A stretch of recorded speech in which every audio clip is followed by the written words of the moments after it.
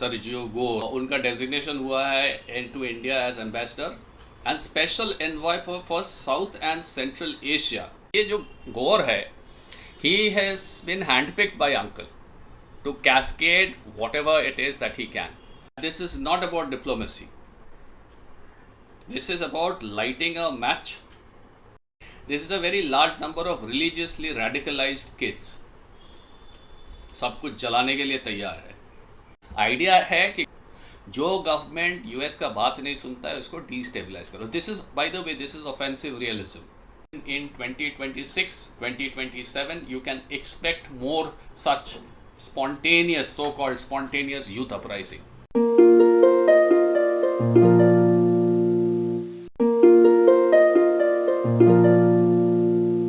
जय गुरु and welcome to heartland एरी। आज बात करेंगे ना थोड़ा सा अंकल सैम का, जो जिसको ड्रॉप किया है 38 ईयर ओल्ड सोवियत बॉर्न मागा एनफोर्सर सर्जियो गोर, उसको लेके थोड़ा बात करेंगे। उनका डेजिग्नेशन हुआ है into India as ambassador and special envoy for South and Central Asia. सिर्फ इंडियन एम्बेसडर नहीं, special envoy for South and Central Asia. तो इसको लेके थोड़ा सा मेरे दिमाग में कुछ क्वेश्चंस हैं, कुछ कोल्ड क्वेश्चंस है, कुछ जियोपॉलिटिकली ग्राउंडेड क्वेश्चन है जिसको लेके बात करेंगे। तो और क्वेश्चन किस बेसिस के ऊपर है? क्वेश्चन इस बेसिस के ऊपर है कि ये मेरा एजम्पशन है that this is not about diplomacy. This is about lighting a match in this region. इस रीजन में खास बात क्या है? अगर मैं पूरा साउथ एशिया, सेंट्रल एशिया मिला के देखूं, with the exception of a few countries, Thailand बोलिए या मलेशिया बोलिए, ऐसा बोलिए, कुछ एक आधा कंट्री वहाँ साउथ ईस्टर्न साइड में आसियान नेशन को छोड़ के वहाँ पे भी है, लेकिन largely Nepal, Bangladesh, Central Asia, India, Pakistan, यहाँ पे ना this is a region which is packed with unemployed people. यहाँ पे अनएम्प्लॉयमेंट बहुत है। अनएम्प्लॉयमेंट के साथ साथ एक और चीज़ पिछले 5-10 साल से तैयार हुआ है, विच इज़ अनएम्प्लॉयबिलिटी। मतलब पढ़ाई लिखाई तो कर लेते हैं, ग्रेजुएट तो बन जाते हैं, मास्टर्स तो कर लेते हैं, लेकिन एम्प्लॉयबिलिटी बहुत कम है। क्योंकि ये जो भी है स्टूडेंट्स लोग या पास आउट लोग, ये लोग का एम्प्लॉयमेंट स्किल्स जो होता है for some employer to look in to employing that particular person, वो थोड़ा कम होता है। तो अनएम्प्लॉयबिलिटी, अनएम्प्लॉयमेंट, इसके रिजल्टेंट बहुत सारा छुपा हुआ एंगर है। ये है फिर भी countries like India, south east Asia में कुछ कुछ कंट्रीज़ है वहाँ पे, जहाँ तक बांग्लादेश का तो पता लग रहा है, जहाँ तक पाकिस्तान, बांग्लादेश एक्सेट्रा का सवाल है, सेंट्रल एशिया का भी कुछ हद तक है। This is a very large number of religiously radicalised kids. सब कुछ जलाने के लिए तैयार है। ये नेपाल का जो राइट अभी हुआ है या बांग्लादेश का जो हमने इस्लामिस्ट मॉब को देखा है, यहाँ पे एक पैटर्न निकलता है, और ये पैटर्न हम लोगों ने बहुत बार देखे हैं, और इस पैटर्न को हम लोग कहते हैं colour revolution, youth uprising by design, chaos by design, ये सब होता है। और मेरे एजम्पशन जिसको लेके मैं बोल रहा हूँ कि I am going to be asking a couple of questions, sharing a couple of questions which are there in mind, कि ये जो गोर है, he has been handpicked by uncle to cascade whatever it is that he can.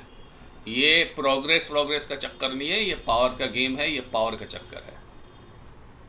अगर Sergio Gor का background आप जानने का कोशिश करेंगे as to who is Sergio Gor, this man was born as Sergei Gorkovsky. 1986 में ताशकेंत, उज्बेकिस्तान में ही was born. तब वो सोवियत सॉइल था, बिकॉज 1986 मतलब वो यूएसएसआर था। कोल्ड वॉर के टाइम में, यूएसएसआर के कोलैप्स के टाइम में उसका फैमिली भाग गया। सबसे पहले गया माल्टा में, माल्टा से दे लैंडेड इन यूएसए इन 1999। ये आदमी जो है Sergio Gor, he is not a Ivy League material, he is not a diplomat का बेटा डिप्लोमेट बन गया है। He is a street smart guy, okay. वो जैसे भी दिखने के जैसा हो, मतलब वो चॉकलेट बॉय जैसे दिखे, he is a street smart guy, he is a grinder, he has had it tough. उसने अपना दम पे, अपना बल पे, he has clawed his way into Trump का inner circle. He has worked for very controversial people like Steve King. He has worked for Michelle Bachmann. He has even worked for Rand Paul. ये आदमी था Trump का, जो बीच में Trump का camp में जो लॉयल्टी के बेसिस पे एक पर्ज हुआ था व्हाइट हाउस में कि if you are a Trump supporter, if you are a Trump fan तुम रहेगा, if you are not a Trump fan तुमको निकाल दिया जाएगा. He was the guy that was behind this entire loyalty purging programme. He is the one that vetted thousands of people. He is the one that cut out hundreds of people. जिसको भी उसको भी हवा भी लगा कि ये थोड़ा डिसलॉयल है, उसको निकाल दिया. Elon Musk, bye the way, Elon Musk calls him a snake, सांप, उसको सांप बोलते हैं. अब वॉशिंगटन के हिसाब से this is a huge complement. Washington में you have to be a snake to survive in the Washington circle. Okay, so why does he matter? इतना इंपॉर्टेंट क्यों है, इसको लेके अलग सा वीडियो क्यों बना रहे हैं? देखिए, उसका सबसे striking point is he is 38 years. He is young. He is not what you would called a old hand. 75 साल 60 साल का कोई, 50-55 साल का कोई. He is not like that. He is 38 years. He is not even 40. तो इसका age is a major advantage. Why? Because young population यहाँ पे है. Point number 2, he was born in Central Asia. Central Asia का vibe वो अच्छा समझता है. उसको क्लैंस का पता है, उसको इस्लामिस्ट पुल क्या है सेंट्रल एशिया का वो पता है. वहाँ पे वो जो सेंट्रल एशिया का जो लीडर्स है, जो most of them are president for life, leaders for life, etcetera etcetera. वहाँ पे जो स्लो बर्न, जो रिजेंटमेंट है हल्का सा या सबटेरेनियन अंडरग्राउंड लेवल पे, वो समझता है. वो उस केओस में रह चुका है. सोवियत यूनियन के लास्ट डेज वाला chaos before it crumbled. Central Asia का दैट कांस्टेंट, क्या बोलते हैं उसको, constant urge for Islamist to uprise, constant urge for the Islamist to break the ground and get out into the open, ये उसने देखा है. He is lived through that chaos. और मुझे लगता है that is why he is been sent. एक तो है all this billions of kids, billions of young people who are aged under 30 across India, Pakistan, Nepal, Bangladesh, all the stans, Thailand, Cambodia, blah blah blah, Myanmar, would probably identify with him more because of his age. एक 60 साल का बुढ़ा के साथ वो identify कम करेगा जितना कि कंपैरिजन में एक 34-38 साल का आदमी के साथ करेगा. So that is one thing. And he knows the reason, that is another thing. जहाँ तक ये बिलियंस का सवाल है, मैंने बोला ना कि billions of under unemployed young people. South और सेंट्रल एशिया में there is over 1 billion people who are under the age of 30, half the population. They are like jobless, they are broke, they are furious. Elites के ऊपर बहुत ये लोग का गुस्सा है. नेपाल में हमने देखा है कि नेपो किड्स का वीडियो देख के ये लोग जल गए, टिकटॉक वाला वीडियो देख के, एंड फिर जला डाला. अगर इंडिया का बात करें, इंडिया में भी बहुत यूथ अनएम्प्लॉयमेंट है. पाकिस्तान में तो बहुत ज़्यादा है. नेपाल में भी बहुत ज़्यादा है. So these are all ticking time bombs. Bangladesh में हमने देखा है huge amount of unemployment. So these are all ticking time bombs and Washington knows it and Washington understands it really well. तो ये लोग क्या करते हैं ना, पता है, ये एम्प्लॉयमेंट जनरेट तो नहीं करते. They are going to run programs like youth South Asian leadership initiative. क्या करते हैं इसको, ट्रेनिंग और डेवलपमेंट के नाम पे they funnel cash, they hold programs for this kids, leadership camp, scholarship, blah blah blah, anti corruption workshop. दिमाग में ये लोग डालते हैं कि थोड़ा सा ग्रूमिंग कर लेते हैं. Democracy democracy democracy. जहाँ पे डेमोक्रेसी नहीं है वहाँ पे डेमोक्रेसी, जहाँ पे डेमोक्रेसी है वहाँ पे फैशिज्म फैशिज्म फैशिज्म. मतलब बेसिक आइडिया है to get access to this large number of youths. उसको कैश डालो, उसको थोड़ा सा भी ये वो टोपी टापा पहना दो, उसको स्कॉलरशिप दे दो, make him feel important, get him to utter a couple of catch phrases. Democracy खतरे में है, and somebody XYZ is a fascist and somebody is a Hitler. Idea है कि गवर्नमेंट को डिस्टेबलाइज करो. जो गवर्नमेंट यूएस का बात नहीं सुनता है उसको डिस्टेबलाइज करो. This is, by the way, this is offensive realism. Power does not ask nicely. Power is going to fund the mob and power is going to incite riot. Power is going to cascade destabilization and devastation and then call it freedom. That's how offensive realism, countries aligned with offensive realism operate. Examples बहुत है. 2000 में Serbia, Otpor, they were trained by the US, they took down Milosevic. 2003 में Georgia, $42 million in democracy aid buys a pro-West puppet. 2004 Ukraine, 14 million from NED, National Endowment for Democracy. क्या हुआ? Orange revolution. Kyrgyzstan, Soros का पैसा, 2005, that sparks a tulip revolution. Same script, every time. कुछ करो, youth right करेंगे. आज TikTok का video बनाया था. Yesterday हसीना डिक्टेटर थी. Day before yesterday someone else was something. But yeah, youth को इंसाइट करो, पैसा डालो, मीडिया हाइप करो और ये पूरा प्रोटेस्ट को नॉन वायलेंट करते रहो. ये लोग अंदर से जितना भी हो डैमेज करेंगे. Finally the law enforcement loses their cool, the game begins and then the game is over actually very fast. So as I said, it was Nepal this month. I mean Nepal का अगर बात करें, ये जो बच्चा लोग था, ये लोग का मीडियन एज है अबाउट 25. कहानी तो ये है, नेपो किड्स का वीडियो देखा, वायरल हो गया, बूम, पार्लियामेंट को जला दिया, बूम, पीएम भाग गया, 30 आदमी मर गया, गवर्नमेंट प्रेशर में आके सोशल मीडिया को बैन कर दिया. All this sounds very familiar to with what happened, exactly what happened in Kyrgyzstan. Bangladesh का थोड़ा सा अलग था, but yeah I hope you get the picture. You know what colour revolution is, you get the picture. ये हसीना के बाद ये सब पूरा ख़त्म करके रखा है. This guy has come in, this Yunus, he hasn't managed to do anything. Young Islamists who are jobless, who are radicalized, they are foot soldiers for Jamaat and BNP. 39-40% youth का जो पॉपुलेशन है, they are backing BNP. 21-22% of the urban guys under the age of 35 are backing the Jamaat. So 39-40% and 20%, 60% of the youth are borderline terrorists. बाकी 40% को कौन पहुंचता है? Anyway वो थोड़ा सा डिसेंट अगर होता है तो वो लोग का कोई वॉइस का मतलब नहीं है. Their voice holds no power. They are not going to go out in the street to demonstrate that we are dissent. Doesn't matter. In the power game it doesn't matter. Till the time you are out there on the street displaying your power, so to speak, you don't count. So all these borderline terrorists, 60% of the youth which are borderline terrorists in Bangladesh today are extorting, killing, raping, sharia लाएंगे, ये सब का कर रहे हैं. And who is fanning basically, who is spreading the flames, who is fanning the flames? हवा कौन दे रहा है? अंकल.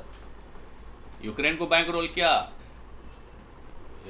इधर किया, उधर किया, सब जगह ये तो कर रहा है. गौर का जॉब है. Gor is a central piece basically to destabilize India, to destabilize belt and road initiative, to destabilize CPEC, CMEC. That is what I think.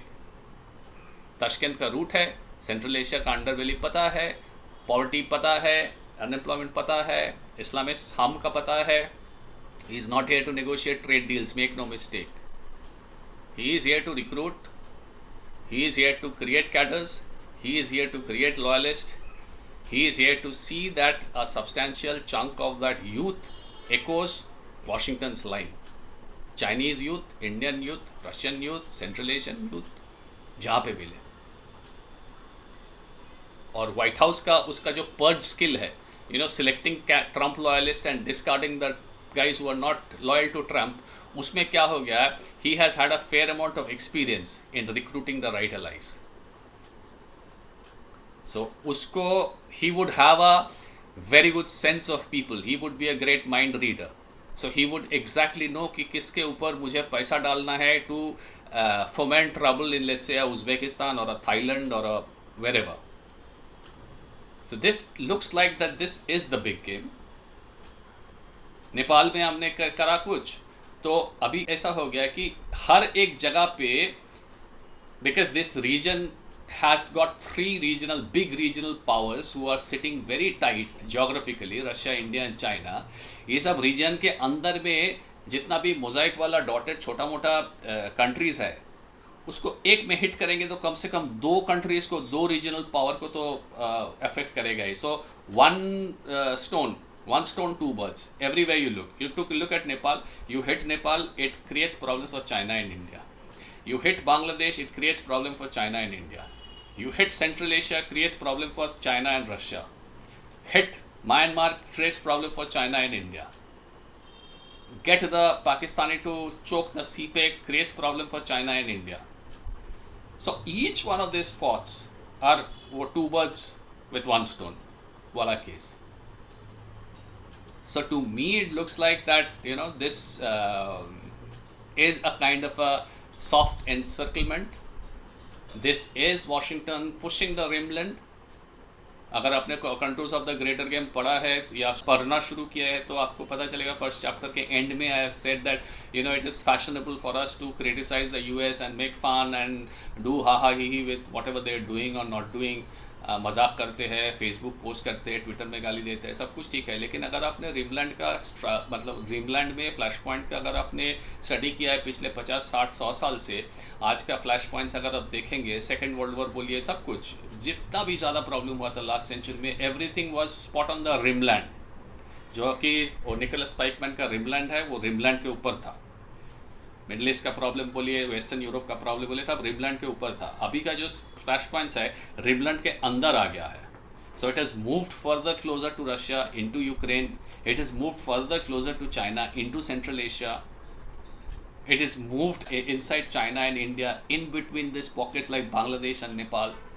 So the flashpoints across the rimland are being pushed inside. And if this posting gets through, then in 2026, 2027, you can expect more such spontaneous, so-called spontaneous youth uprising.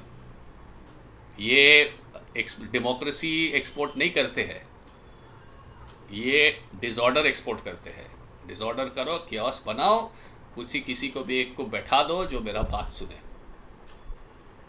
So that's it. There you have about my basic understanding and my basic assessment of Sergio Gore, Washington's youth whisperer. He's not here to make friends, he's here to recruit. He's here to recruit pawns in a game which is pretty brutal, which is about to unleash in the coming few years. He is young, so his target would be the radicalized youth, और अगर radicalized नहीं है तो उसको radicalize करेंगे. And he is ready to light a match across this region. Offensive realism at its ugliest, you could say. But that's it. So you have to keep your eyes open, because Nepal के जैसा और भी होने वाला है, if not handled properly. So आप बताइए आपको कैसा लगा, what you think, write in the comment box about what you think. And if you like the video, you can hit subscribe button, you can hit the like button, you can share it with your friends, make them aware, and let's keep digging into the truth. I'll dig some, you dig some, and let's keep digging no matter how dirty it gets. Alright, so this is Heartland Aries signing off for now. You all stay sharp and Jai Guru.